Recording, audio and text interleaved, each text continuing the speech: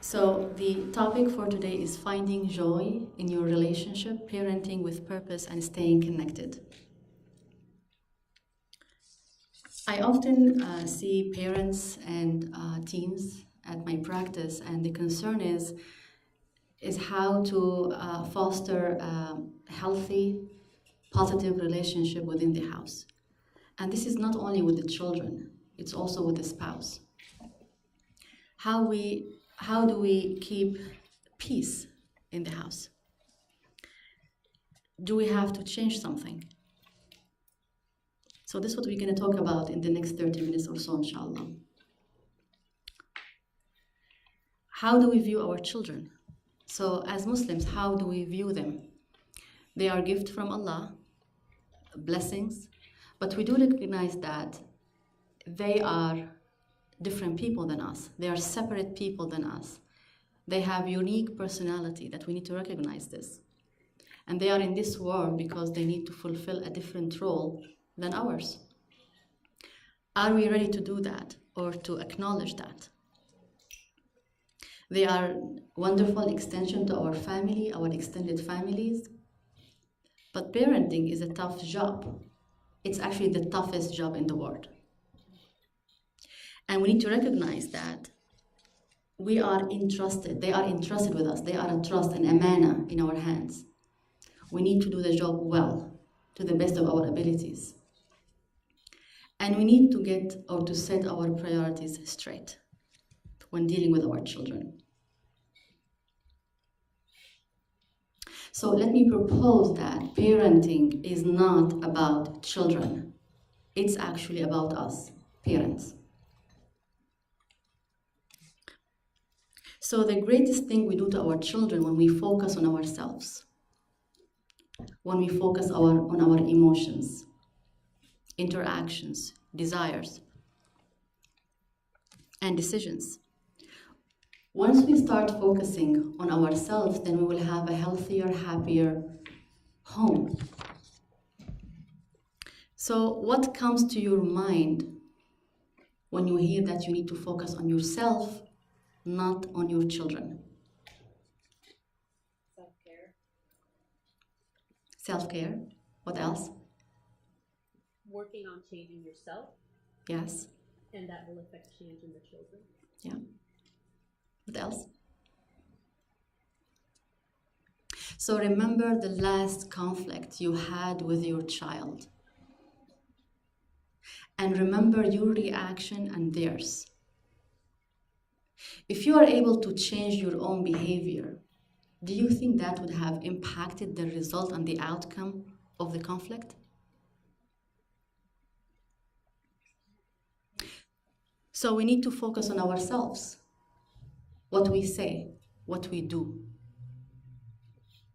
How do we behave with our children? In the Hadith and in the Quran, we have been encouraged so many times to focus on ourselves. So I have examples here. In chapter 14, verse number 40 and 41, Prophet Ibrahim alayhi salam, peace be upon him, he said, Rabbi ghfirli wali walidayya walil mu'minin. He's asking Allah to forgive him first, then his parents, and then the believers. So he started with himself. Another example is in chapter 59, Surah Al-Hashr, verse 10. Allah subhanahu wa ta'ala was talking about the believers, and they say, Rabbi ghfir lana wa li ikhwanina. So they're asking, believers ask Allah subhanahu wa ta'ala to forgive them first, and then their brothers. In chapter 66, ayah 6, or verse 6, Surah Al-Tahrim, Allah subhanahu wa ta'ala said, Ya ayyuhalladhina amanu qu anfusakum wa ahlikum nara. O believers, protect yourself and your families from hellfire. So Allah subhanahu wa ta'ala always is asking us to focus on ourselves first. When you are in an airplane, they always ask you to put your mask on yourself first before putting it on your child. And this has a lot of meanings. First, to be able to control your emotional reactivity. Our biggest enemy as parents is our emotional reactivity. We scream, we yell. The silent treatment is screaming. One of the predictions of a divorce between couple is the silent treatment, the stonewalling. We're disengaged. We aren't screaming, so we're okay. But this is not the point. It's also screaming to shut people down. The people who we love the most, we shut them down. We talk to them in sarcasm, try to control them, criticize them. So we get overwhelmed, and then we get emotionally reactive. When we do that, what do we lose? Yes?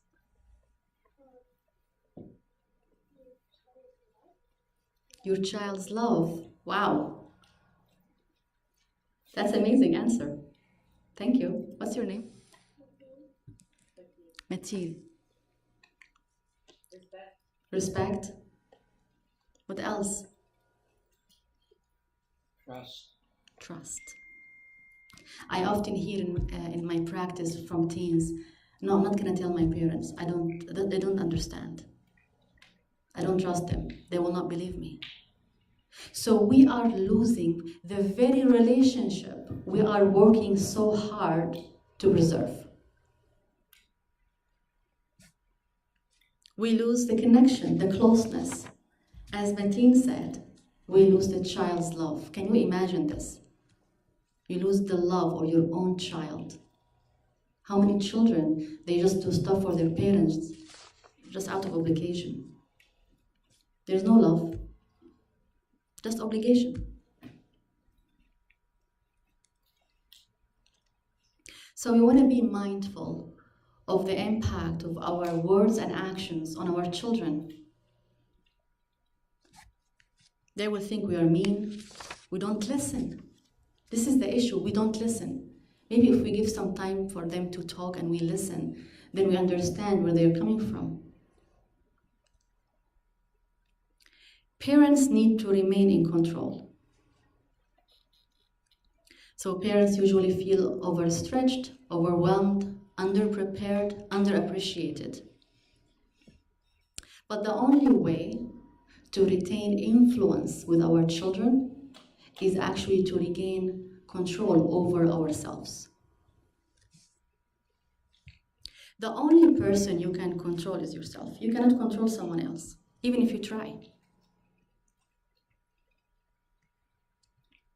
So we want to control ourselves to behave well, even when people around us misbehave, including our children.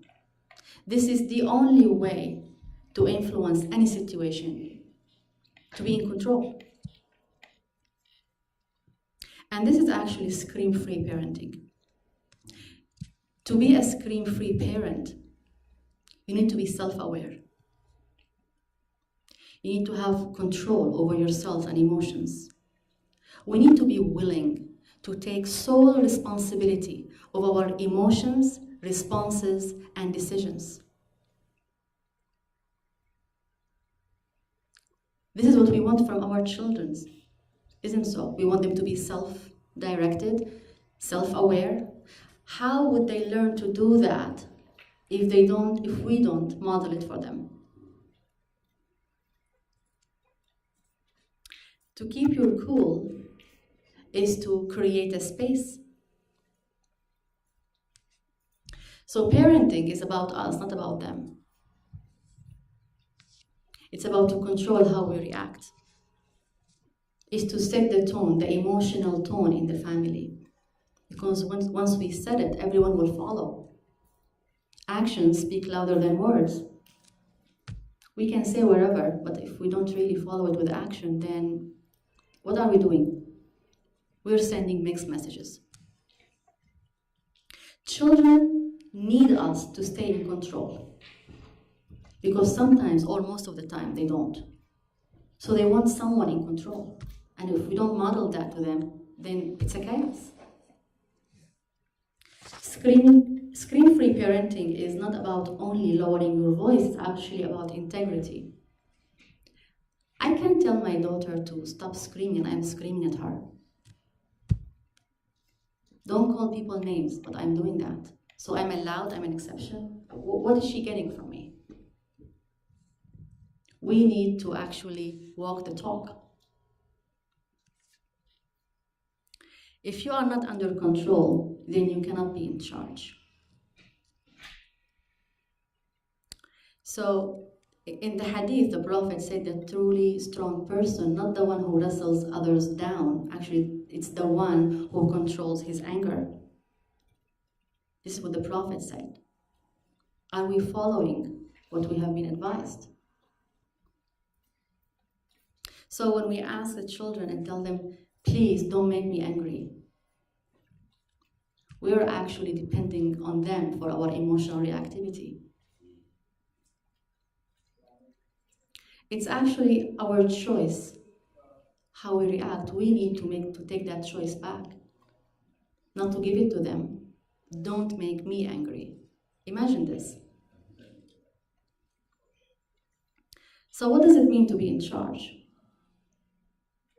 To be in charge, actually, to be able to influence our children, to motivate themselves, to influence them, to take the right question, to make the right decisions. We cannot control our children. I mean, you can say that you control them, but they are out in the school most of the time with their friends. You're not with them. You can't control them. So we need to respect their choices. And if we don't respect their choices, they will not be able to make the connection between making decisions, making choices, and consequences. So to be under control, actually, to take sole responsibility of your actions, emotions, and responses and decisions. They need to see that. They need to see that you are in control. So let's do a small activity. And each one of us, write down your hot buttons, the ones that drive you crazy. Do you have a pen and paper?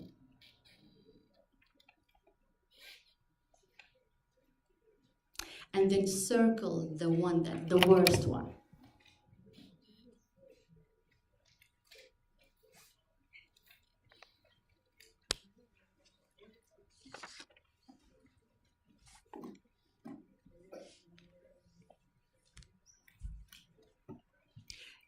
Now you can share it with your neighbor. Look at your neighbor and see if you have common buttons that get on your nerves.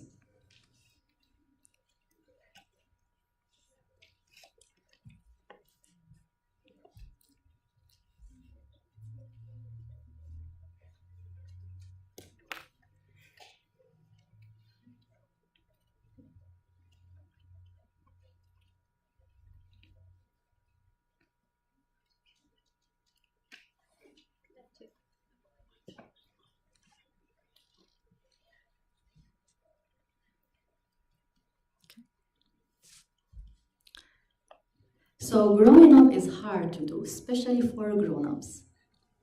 When we give in to our anxiety, actually, we produce the same results, the very results we were hoping to avoid. And this applies to everything in life, not only for parenting. In the Quran, taking full responsibility of one's actions actually the key for success and divine forgiveness. And it was mentioned in several ayahs in the Quran, several verses. So we have chapter 7, Surah Al-A'raf, verse 23, when Adam alayhi salam, peace be upon him, said, when he was kicked out of paradise, he said, "Oh Allah, forgive me. ظَلَمْنَا أَنفُسَنَا. We have wronged ourselves." He took responsibility of what he did. He didn't blame the shaitan or Allah subhanahu wa ta'ala or someone else. He took full responsibility of his actions. Also in chapter 21st, in ayah or verse 87, 88, When Yunus alayhi salam, peace be upon him, Jonah, when he said, La ilaha illa anta subhanaka inni kuntu min al-zalimin, there is no Lord but you, all praise is to you, I have wronged myself. So he took responsibility of his actions. So he can seek forgiveness from Allah subhanahu wa ta'ala, and then Allah subhanahu wa ta'ala accepted that from him and he let him out of the whale. He didn't blame someone else. We often blame others for our errors, reactivity, the circumstances, the parents, the community, the discrimination, you name it. But it's actually all about us to take full responsibility of our actions and emotions and reactions. So what we want to do is to let the consequences speak. If they don't do their homework, well, let them bear the consequences. Don't do it for them. Don't cover up for them. Sometimes we're afraid of authority because it might get misused or abused. But lack of authority is as dangerous as abusing it, especially for children. Children need stability and structure. Let the consequences do the screaming, and you stay calm. Are we willing to welcome the consequences? Of course, we are not going to let like a 2-year-old toddler in the street for a car to hit them and then they are bearing the consequences. This is not what we mean here. We need actually to balance between protecting our children from life danger and learning their lessons. That's our job, to make this determination. That's our job, to make those decisions. So the ultimate goal is to remain calm. In Surah or chapter 31, Surah Luqman, verse 12 to 19, Luqman was advising his son and he told him to avoid screaming. وَخْفِضْ مِنْ صَوْتِكَ. Avoid screaming.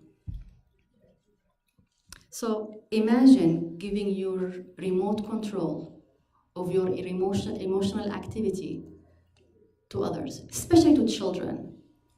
You're just giving them the remote control.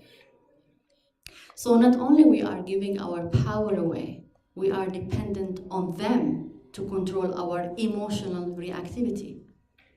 Imagine how dangerous this is.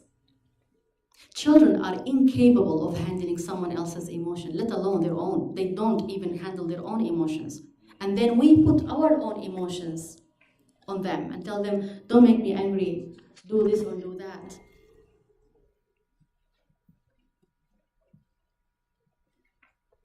Children need us to be in control. So we want to stay calm, but connected, not disengaged. Because if we are calm and disconnected, then we are giving this silent treatment. And it's also screaming. Staying connected, we need to understand that power struggle comes before because we feel that we're threatened. So children usually test us. Children usually don't say what they really want. They come to us with something to share, but it's not really what they really want to talk about. Are we willing to listen? We don't want to be standing toe to toe with them. We want to be standing shoulder to shoulder. We are a team.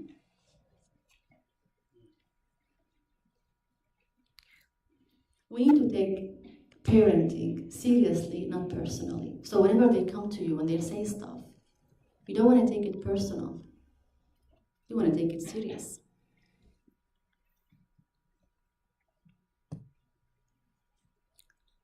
Let your children surprise you. Help them to evolve, to make their own choices. But if you have a structure, then their choices will be in line with that. You need to set the table for your children and the family, and you need to make a place for everyone. So when the children know that they have a place in the family, they're heard, they're validated, they're trusted, then they feel secure. They will share stuff with you. You become their best friend, but you want to be a parent first and a friend second. You always have to have this hierarchy. Hierarchy is important.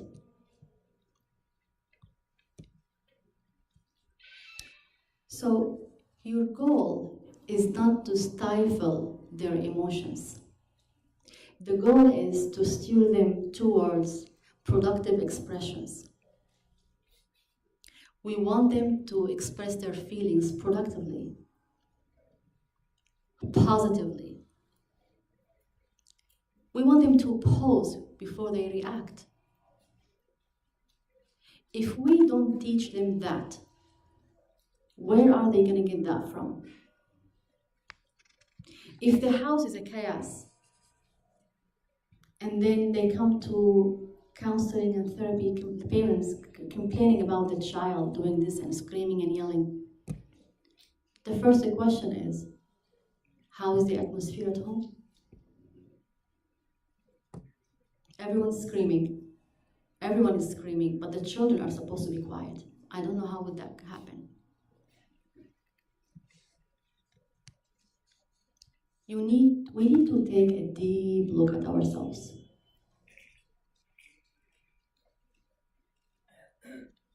So how we connect with our children? There are so many ways.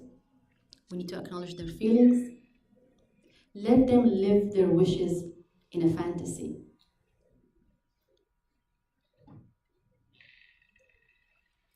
We need to stop blaming and accusing them. We need to describe the problem objectively. We don't name calling them. We need to give them information. Explain what's happening. We need to engage cooperation. Describe things with words.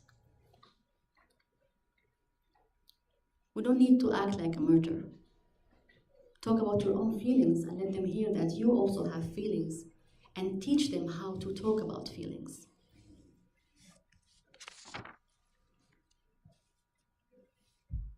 Instead of telling them, I said so, you can give them choices. So when you give children choices, you are actually promoting their ability to make decisions. They will make a decision to go by that choice, the second choice, or the third one. They are making decisions. But it is within the structure we are setting for them. And this is what they need. These tips, we can use it with parenting, but actually we can use it also with our spouses and other family members. Our first priority is to control our emotional reactivity, then to resolve the conflict at hand. So many times people get stuck with the emotional reactivity that no issue gets addressed. How many of us remember tough words, painful, hurtful words we heard when we were children? And we still remember them now, after 20, 30, 40 years. I'm not saying that the parent intentionally did that, but we need to learn from the experiences we have been through, not to repeat them with our children. Finally, I will leave you with that. Screaming, including silent treatment, is never a way to build a healthy home. Being calm and connected is the key to be happy with your children and to connect with them and to connect with your spouses also. Thank you.